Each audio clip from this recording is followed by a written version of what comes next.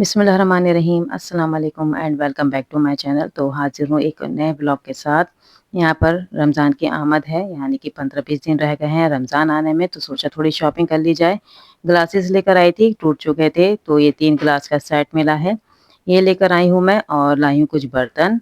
Weekly shopping के लिए गई थी, तो वहाँ से मैंने ग्लास ख़रीद लिए थे और कुछ बर्तन भी लिए थे। वो आगे मैं वीडियो में दिखाऊँगी कि कौन कौन से मैंने बर्तन लिए हैं। तो यहाँ पर मैंने ग्रॉसरी शॉपिंग की थी, मतलब कुछ सब्जियां थी, कुछ फल थे और कुछ बच्चों का मनपसंद सामान था।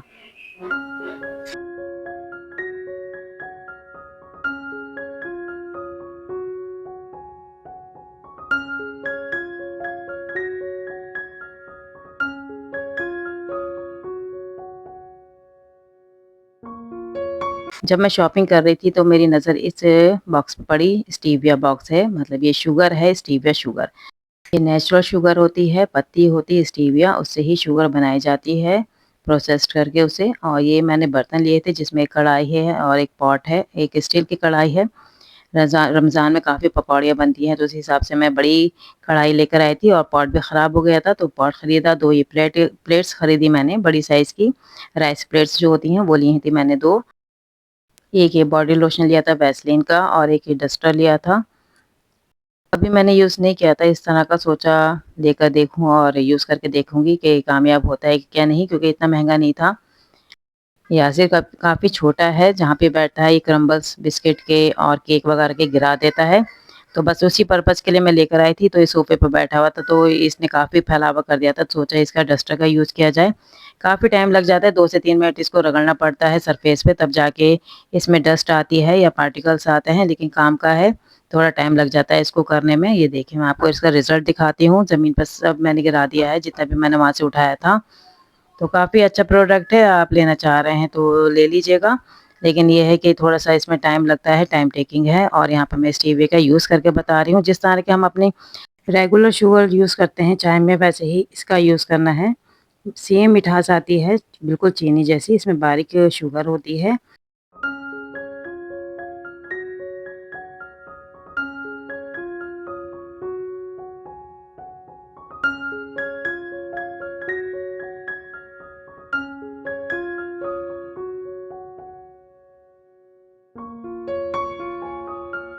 मैं मॉर्निंग टी फीकी बनाती हूँ, उसमें ये 1 सैशे डाल देती हूँ, हाफ़ कप ही मैं चाय लेती हूँ।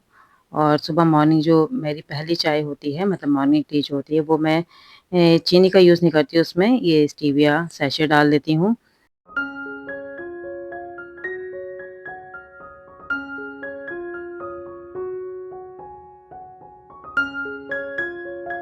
बच्चों को कुछ सामान लेना था, तो आ गए हम मॉल। तो सामान लेने के बाद फिर हमने खाना भी वहीं खा लिया था। तो एक नया रेस्टोरेंट खुला था, कैलाश पर्वत नाम है इस रेस्टोरेंट का। ये लुलु मॉल में खुला है, मलास के।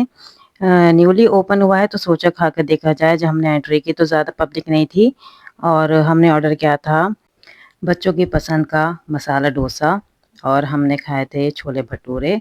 और अनाया ने अपने लिए स्पैगेटी ऑर्डर की थी, वेजिटेबल वाली।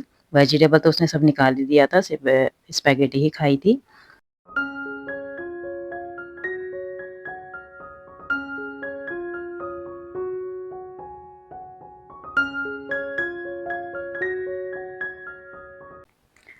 मॉर्निंग में ही सुबह मैंने ये बनाना केक बनाया था, बनाना एंड चॉकलेट केक। तो उसी का एक पीस काट रही हूँ। शाम में बड़ी भूख लग रही थी मुझे, तो सोचा चाय के साथ एक पीस मैं खा लेती हूँ।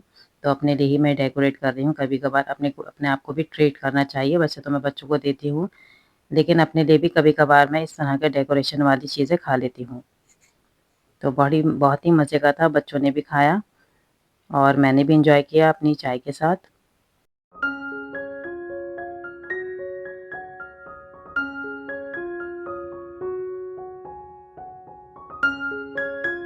बच्चों को स्कूल ले जाने के लिए मैंने यहाँ पर 2 चीज़ें बनाई थी। एक तो स्पाइसी पास्ता बनाया था और ये स्पैगेटी बनाई थी, ताकि अनाया और मदिया अपने साथ लंच बॉक्स में ले जाएँ। काफ़ी पसंद है उनको ये 2 चीज़ें और उनके दोस्तों को भी। तो यहाँ पर तैयारी कर ली है मैंने स्कूल भेजने की अनाया को। आज मदिया नहीं जा रही, सिर्फ़ अनाया ही स्कूल जा रही है। तो उसका लंच बॉक्स रेडी कर दिया था। सुबह 5:30 पर बस आ जाती है इनकी, और बहुत ज़्यादा ठंड है, तो मैं बाहर चली जाती हूँ इसे छोड़ने गेट पर।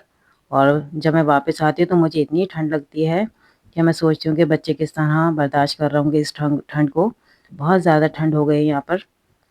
दिसंबर, जनवरी और फरवरी, ये 3 महीने बहुत ही ठंड रहती है सऊदी में।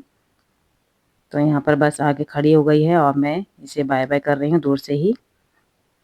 अब जब ये बस निकल जाएगी मेरी नज़रों के सामने से तभी मैं वापस आऊँगी। जब तक ये बस नहीं निकलती मैं वहीं खड़ी रहती हूँ और देखती रहती हूँ कि सही सलामत बच्ची बस में पहुँच गई है क्या नहीं। और ये देखिए, ये सुबह 5:30 बज रहे हैं और चाँद भी निकल रहा है। तो इस तरह अंधेरा रहता है सर्दियों में यहाँ पर मॉर्निंग में। और दुबई में जब मैं थी तो वहाँ पर भी ऐसे ही हाल होता था, ऐसा लगता था कि बच्चे रात में ही स्कूल जा रहे हैं।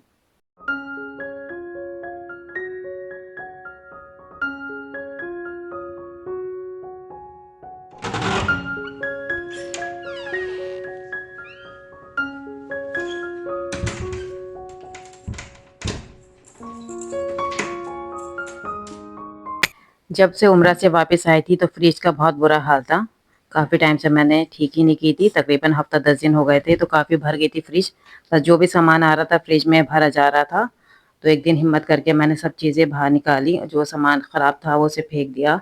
जो यूज़ नहीं करना था वो मैंने डिस्कार्ड कर दिया और सिर्फ़ साफ़-सुथरी चीज़ें ही फ्रिज में रखी हैं। अब देखिए कितनी खुली-खुली हो गई। तो हर 15-20 दिन बाद मैं एक बार फ्रिज में देख लेती हूँ कि क्या चीज़ मुझे निकालनी है और वही चीज़ रखती हूँ जो यूज़ की हो। तो इस तरह मुझे भी एक्सेस करने में ईज़ी रहता है, वरना जो सामान लेना होता है वो कहीं इधर-उधर हो जाता है, मुझे वक़्त पे मिलता ही नहीं।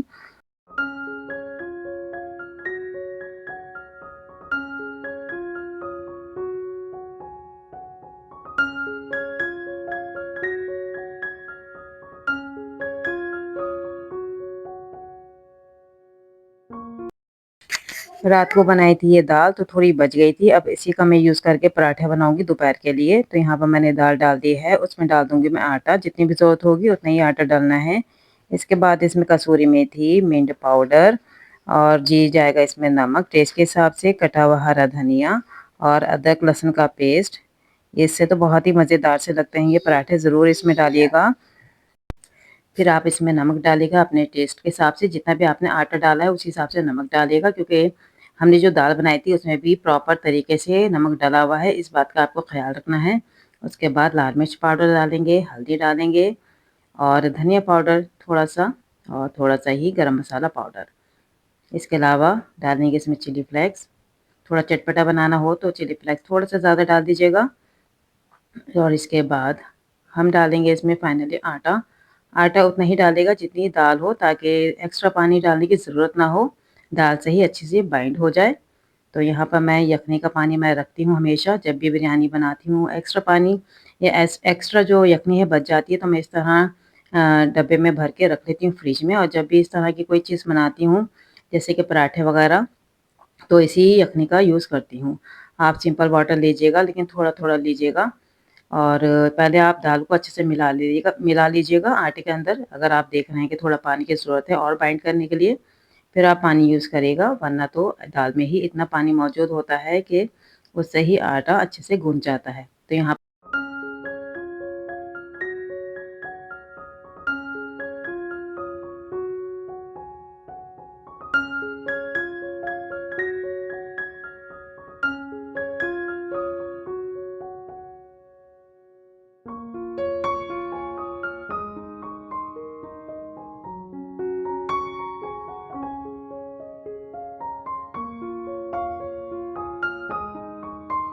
आटा रेडी हो गया है। ये देखिए, ना ज़्यादा हार्ड है, ना ज़्यादा सॉफ्ट है, बिल्कुल नॉर्मल सा आटा हमने गूँधा है। अब इसे रेस्ट पे छोड़ देंगे तकरीबन 15 से 20 मिनट के लिए, उसके बाद ही पराठे बनाएँगे।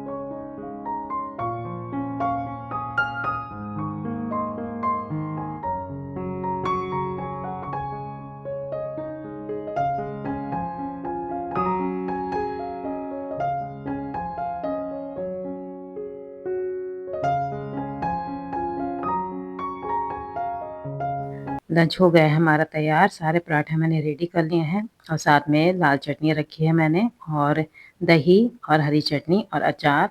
तो यहीं तक का था मेरा आज का ब्लॉग। आई होप आपको पसंद आया होगा। मिलती हूँ आपसे नेक्स्ट ब्लॉग में। अपना ख्याल रखिएगा, दुआओं में मुझे याद रखिएगा। अल्लाह हाफिज़ एंड सी यू सून।